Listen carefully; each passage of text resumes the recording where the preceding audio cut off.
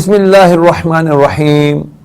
Dear viewers and listeners, میں ہوں سید شہریار داؤد اور ہم اس وقت فیض ٹی وی کے ماہ ربیع الاول شریف کے اسپیشل پروگرام عاشق رسول کا فیض کے ذریعے سے آپ سے مخاطب ہیں.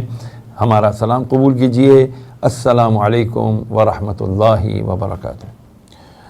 ویورز اینڈ لسنرز، بڑی خوبصورت بات ایک شعر میں کسی نے کہی کہ نثار تیری چہل پہل پر ہزاروں عیدیں ربیع الاول، سوائے ابلیس کے جہاں میں سبھی تو خوشیاں منا رہے ہیں.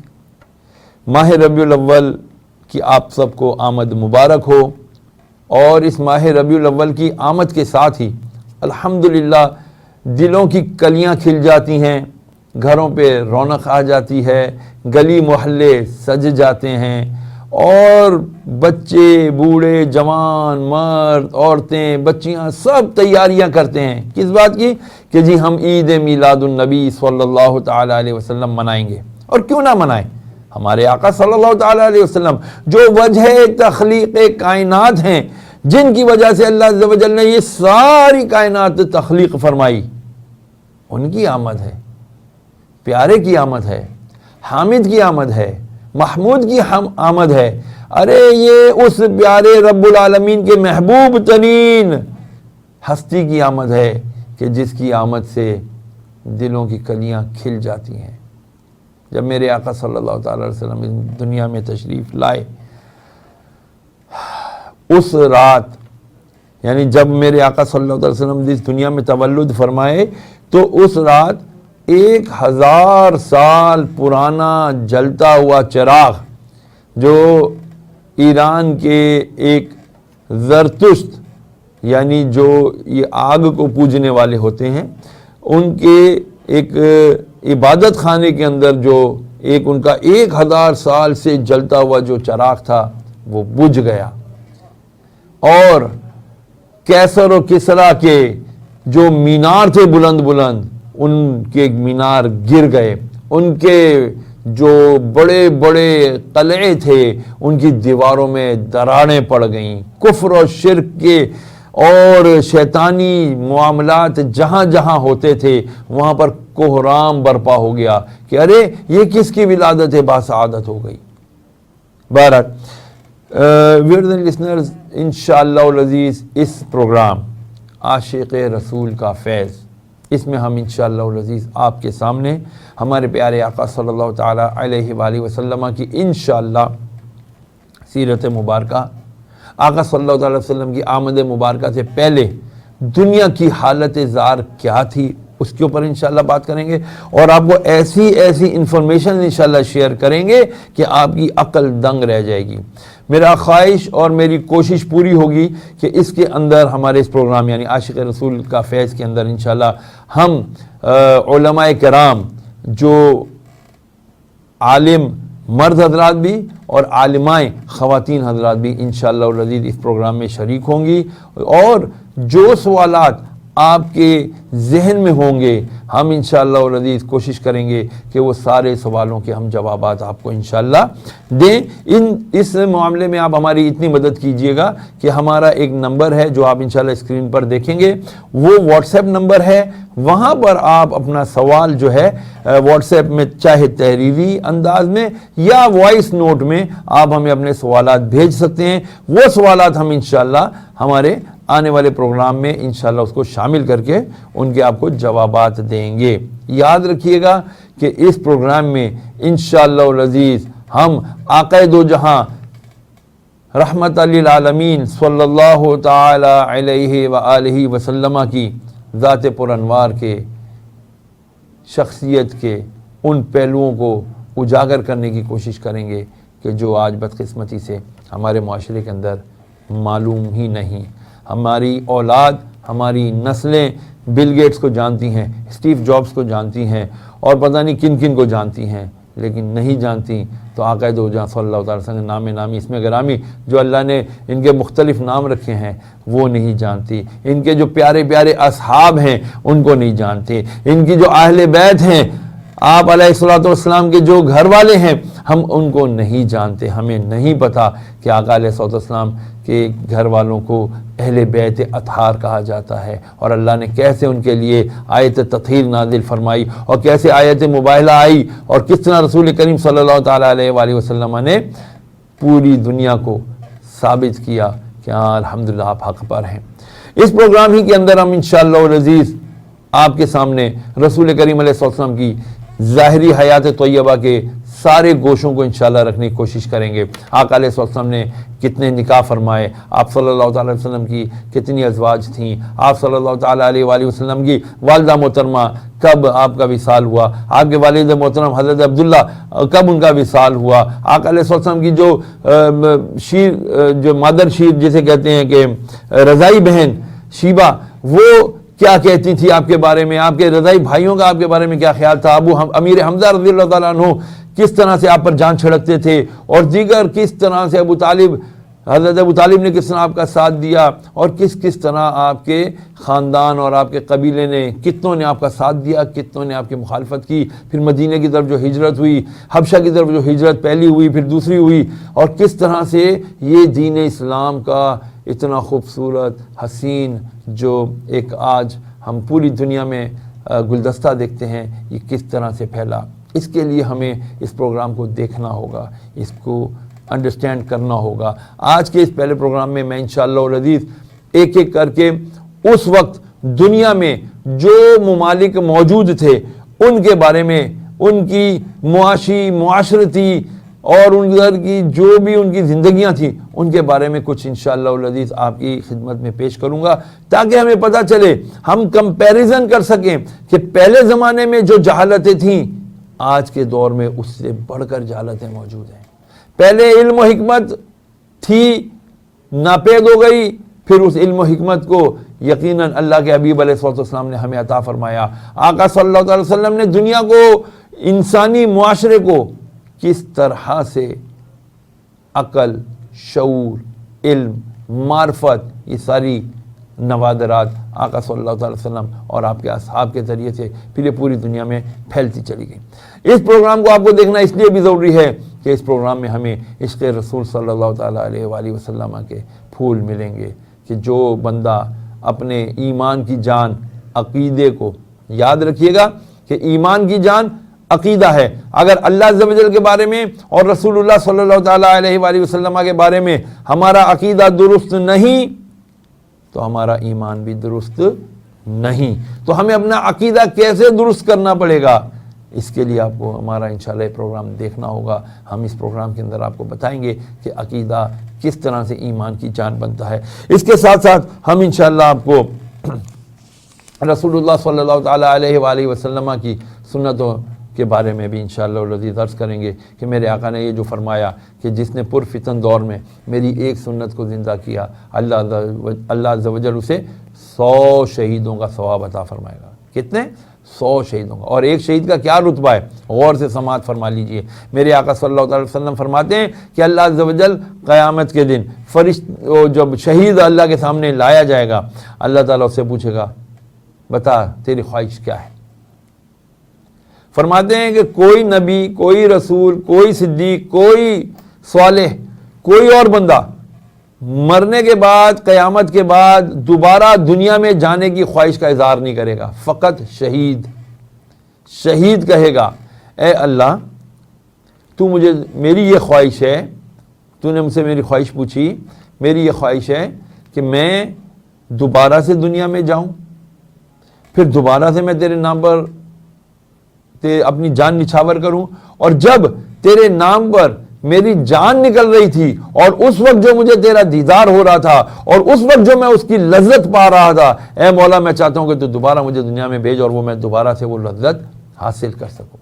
دیکھا آپ نے، تو یہ ہے ایک شہید۔ اللہ تعالیٰ فرمائے گا اب یہ معاملات ختم، دارالبقا میں آ چکے، اب آپ یہ دنیا ختم ہو چکی، اب یہاں پر معاملات کلیئر، اب سیدھا جنت میں جاؤ۔ اسی پر اقبال نے کہا تھا خودی کو کر بلند اتنا کہ ہر تقدیر سے پہلے خدا بندے سے خود پوچھے بتا تیری رضا کیا ہے۔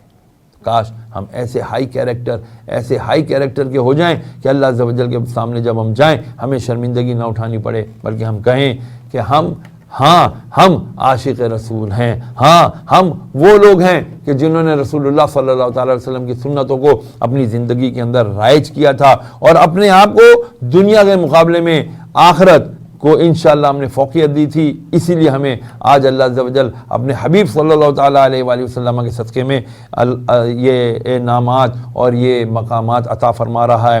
بہرحال اس پر ہم گفتگو مزید کریں گے، مگر اس مختصر سے وقفے کے بعد۔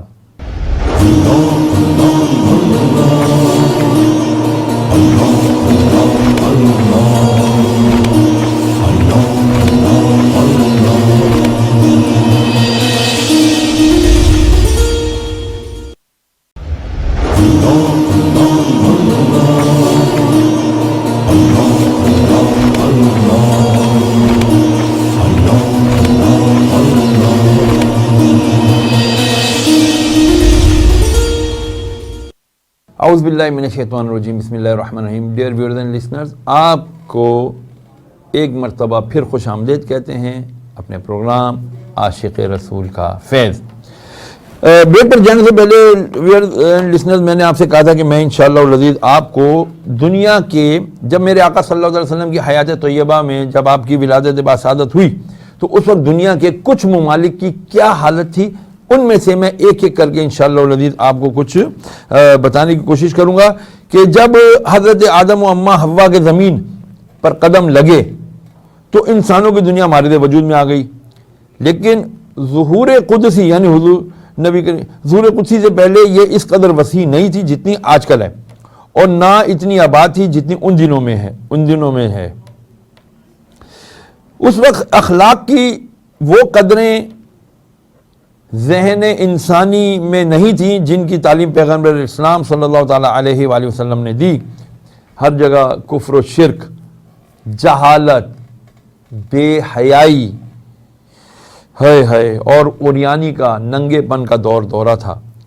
اس دور کے متعلق سر ولیم میور نے لکھا ہے کہ حضرت صلی اللہ تعالیٰ علیہ وآلہ وسلم کی تشریف آوری کے وقت دنیا میں جو گمراہی تھی اس سے پہلے کبھی نہ تھی، یعنی جب ہمارے آقا صلی اللہ علیہ وسلم دنیا میں تشریف لائے نا، اس وقت جو گمراہی کا عالم تھا وہ بہت ہی خطرناک تھا، اور اس سے پہلے اتنا گمراہی، اتنی جہالت کبھی نہ تھی۔ اور وصال کے وقت جب دنیا جس قدر ہدایت یافتہ تھی، اللہ اکبر، اس سے پہلے کبھی نہ تھی، کیونکہ آقا صلی اللہ علیہ وسلم نے آ کر کے دین اسلام کی روشنی میں انسانیت کو تمام دروس دے دیے، تمام سسٹمز دے دیے، تمام بہترین کوڈ آف لائف عطا کر دیے جو اللہ تعالیٰ نے قرآن مجید کی صورت میں آپ پر نازل فرمایا۔ پھر وہ سر ولیم میور نے کہا کہ جب رسول کریم علیہ السلام اس دنیا سے تشریف لے گئے، پردہ فرمایا، تو اس وقت دنیا اس قدر ہدایت یافتہ تھی کہ اس سے پہلے کبھی نہ تھی۔ افریقہ، یورپ، روس، برما، آسٹریلیا وغیرہ میں بھی انسانی آبادی رہی ہوگی، مگر ذرائع نقل و حمل یعنی یہ کمیونیکیشن، مینز آف کمیونیکیشن کم ہونے کی بنا پر اس وقت کی متمدن دنیا ان خطوں سے، یعنی یہ جن کے میں نے نام ابھی لیے، ان سے واقف نہ تھی۔ جو ممالک اس وقت ترقی یافتہ اور متمدن سمجھے جاتے تھے، ان میں سے چند خاص ممالک کے بارے میں انشاءاللہ العزیز، ان کی حالات کے بارے میں ہم آپ کو بتاتے ہیں۔ آج جو ہم ایک ملک جس کو ہم ڈسکس کریں گے، اس ملک کا نام ہے ایران۔ جی ہاں، ہمارا پڑوسی ملک ایران، یہ دنیا کا قدیم ممالک میں سے ایک ملک ہے۔ پرانے زمانے میں یہاں مائع آبادی مذہب رائج تھا۔ اس کے ماننے والے آتش پرست تھے، یعنی جن کو آج ہم پارسی کہتے ہیں، یعنی یہ زرتشت یعنی آگ کو پوجنے والے تھے۔ اس مذہب میں کئی مجددین نے اصلاح کی کوششیں کی۔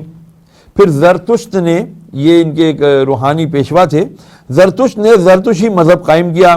اس میں بھی آتش پرستی ہی ہوتی تھی۔ دراصل یہ پرانے دین کی ہی ایک کچھ بہتر شکل تھی۔ اس دین کو وہاں کی حکومت اور عوام دونوں نے قبول کر لیا تھا۔ آگ کے علاوہ وہ لوگ چاند، سورج، ستاروں اور سیاروں کی پوجا بھی کیا کرتے تھے۔ اس زمانے میں ایران بہت زیادہ ماڈرن، متمدن اور ترقی یافتہ ملک تھا۔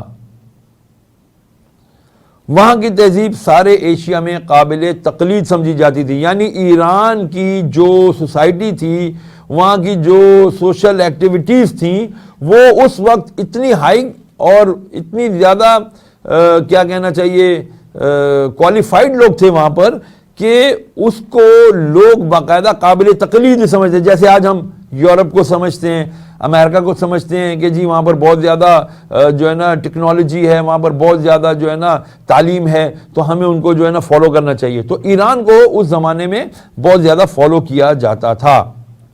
عروج کے زمانے میں ایرانیوں کی حکومت مصر سے لے کر چین اور منگولیا تک اور خلیج فارس سے کوہ الٹائی تک پھیلی ہوئی تھی۔ یہ چھوٹا تھا ایران جو آج ہمیں نظر آ رہا ہے، اتنا چھوٹا ایران نہیں تھا، بلکہ یہ مصر سے لے کے چین تک اور منگولیا تک اور پھر خلیج فارس، یہ جو پرشین گلف جسے کہتے ہیں، وہاں سے کوہ الٹائی تک اس کی حکومت پھیلی ہوئی تھی۔ اب وہاں کی جو سوشل کنڈیشن تھی، ذرا اس بارے میں سنیے۔ ایران میں چوری، رہزنی اور زنا عام تھے۔ چوری، رہزنی یعنی راہ چلتے لوگوں کو لوٹنا۔ اب یہ میں آپ کو یہ جرائم اس لیے بتا رہا ہوں کہ ہم آج کے دور میں اپنے ملک پاکستان اور اسلامی ممالک اور دیگر دنیا کے ممالک کے ساتھ ہم کمپیریزن کرتے جائیں کہ پرانے زمانے میں کیا جہالت تھی، کیا جرائم تھے، کیا کرائمز تھے، اور آج کے زمانے میں کیا کرائمز ہیں۔ تو ایران میں چوری، رہزنی یعنی لوٹ مار، ہم لوٹ مار، چلتے چلتے لوگوں سے مال لوٹ لیا جاتا تھا، آج بھی لوٹا جاتا ہے، اور وہ لٹیرے پھر جمع ہو کر کے کہتے ہیں جی ہم وطن میں آپ کے لوگوں کی جو ہے نا غریبوں کی مدد کریں گے، ولا حول ولا قوت الا باللہ۔ تو ایران میں چوری، رہزنی اور زنا عام تھے۔ اب میں اس پر بات نہیں کرنا چاہتا، بات کروں گا تو پھر بات بہت دور تک جائے گی۔ آج بدقسمتی سے ہر جگہ یہ بدکاری عام ہے۔ ایک مرتبہ ایک عجیب واقعہ ہوا ایران میں۔ مزدق نامی ایک شخص نے برسر دربار، یعنی جو دربار تھا نا اس وقت بادشاہ کا دربار لگا ہوا تھا، اس نے اس بادشاہ کی جو بیوی تھی، ملکہ تھی، اس کے ساتھ زبردستی مطلب جنسی تعلقات قائم کرنے کی کوشش کی، مگر فرما رواں نے اس سے کچھ نہیں کہا۔ یعنی بےغیرتی اور بے حسی کی انتہا دیکھیے کہ بادشاہ نے اس شخص کو جس کا نام مزدق تھا اس کو کچھ نہیں کہا کہ جو اس کی بادشاہ کی بیوی کی عزت پر ہاتھ ڈال رہا تھا، اور نہ ہی اس کو کوئی سزا دی۔ اس کا عقیدہ تھا، اس بادشاہ کا عقیدہ کیا تھا؟ وہ کہتا تھا کہ دولت اور عورت کسی خاص شخص کی ملکیت نہیں ہے، ولا حول ولا قوت الا باللہ۔ یہ اسلام سے پہلے کا نظریہ تھا۔ میرے آقا علیہ السلام نے آ کے عورت کو تحفظ دیا، پردہ دیا، ان کو سیکیورٹی دی۔ تو وہ کیا کہتا تھا وہ بادشاہ کہ عورت اور دولت یہ کسی خاص شخص کی ملکیت نہیں ہے، ہر عورت سے ہر مرد جنسی تعلقات قائم کر سکتا ہے، معاذ اللہ ثم معاذ اللہ، ولا حول ولا قوت الا باللہ۔ اس کا یہ عقیدہ تھوڑے ہی عرصے میں بہت مقبول ہو گیا، اور پھر وہاں پر بغض و حسد، دھوکہ دہی، فریب کاری اور غریبوں کو ذلیل کرنے کا عام رواج تھا۔ یہ دیکھیں، پہلے زمانے میں بھی غریبوں کو ذلیل کرنے کا رواج عام تھا، اور دھوکہ دہی، حسد اور بغض، ان سب چیزوں نے وہاں پر اپنے پنجے گاڑ لیے تھے۔ بادشاہ، وزراء اور سپہ سالار یہ سب عوام سے اپنی پوجا کروایا کرتے تھے۔ الامان والحفیظ۔ مقروض اپنے قرض کی ادائیگی کے لیے اپنے آپ کو غلام بنا کر بیچ دیا کرتا تھا کہ جو پیسے آئیں گے وہ میں اپنے قرض خواہ کو دوں گا. یہ حال تھا جی. ایران جو اس وقت کی سپر پاور تھا، عہد جاہلیت کی دور کی بات کر رہا ہوں، جب رسول کریم علیہ السلام کی ولادت باصادت سے پہلے کی بات، کہ اس وقت اس قسم کے ممالک تھے. آگے ہم روم اور یونان اور مصر، ہندوستان، چین اور عرب شریف، عرب کے بارے میں بھی انشاءاللہ العزیز آپ کو بتائیں گے. لیکن میں یہ عرض کرنا چاہتا ہوں آج کے اس پروگرام کی وساطت سے کہ انسانیت پہلے بھی تذلیل کا شکار تھی. اس انسانیت کو اگر کسی نے احترام دیا، کسی نے عزت دی، کسی نے اس کو سمجھانے کی اور سمجھنے کی کوشش کی، تو وہ ایک ذات تھی، نبی آخر الزماں محمد مصطفیٰ صلی اللہ تعالیٰ علیہ وسلم. آپ صلی اللہ تعالیٰ علیہ وآلہ وسلم نے بتایا کہ کوئی بھی بچہ جو پیدا ہوتا ہے وہ آزاد پیدا ہوتا ہے اور اسے اس دنیا میں اپنی زندگی گزارنے کا آزادی کے ساتھ اتنا ہی حق حاصل ہے جتنا کہ کسی اور کو حاصل ہے. بس ہمیں آج دیکھنا ہے کہ جہالت کے دور میں بھی انسانیت کی تذلیل تھی. آج اتنے زیادہ تعلیم یافتہ دور ہونے کے باوجود بھی انسانیت کی تذلیل ہو رہی ہے. میں نے عرض کیا تھا کہ ہمارا جو یہ پروگرام شروع ہوگا تمہید کے ساتھ اور ختم ہوگا سوال کے اوپر. سوال کیا ہے؟ سوال یہ ہے کہ آج جب ہم نبی کریم صلی اللہ علیہ وسلم کا ولادت باصادت کا مہینہ شروع ہونے پر اپنے آپ کو خوش نصیب تصور کر رہے ہیں، اپنے آپ کو سمجھ لیں کہ ہم مسلمان ہیں، ہم رسول کریم علیہ السلام کے امتی ہیں، سوال یہ ہے ہمیں تو ان تمام جہالتوں سے نکال کر آقا صلی اللہ علیہ وسلم انسانیت کی معراج پر لے گئے، تو پھر آج کیا وجہ ہے کہ ہم آج بھی اسی ذلت کے گڑھے میں پڑے ہوئے ہیں؟ یہ سوال چھوڑے جا رہا ہوں، غور کیجئے گا اور اس کا جواب ہو تو مجھے عنایت کیجئے گا. اجازت دیجئے، کل آپ سے پھر ملاقات ہوگی اسی پروگرام عاشق رسول کا فیض میں. تب تک کے لیے اجازت. السلام علیکم ورحمۃ اللہ وبرکاتہ.